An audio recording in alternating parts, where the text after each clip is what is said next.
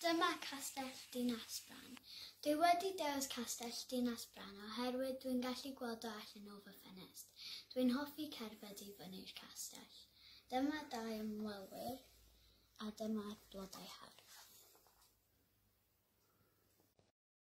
Helo pawb, heddiw nes i creu rhythm tower clock. Y rheswm nes i bildio fo oherwydd dwi'n gallu gweld o ffenest llofft fi, ac mae'r coolest build allan rhythm.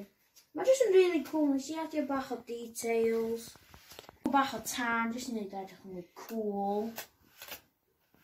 Ti'n gwybod?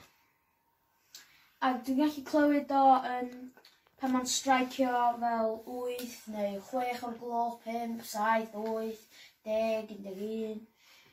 Mae'n jyst yn really cool. Diolch am wylio. Ta-ra!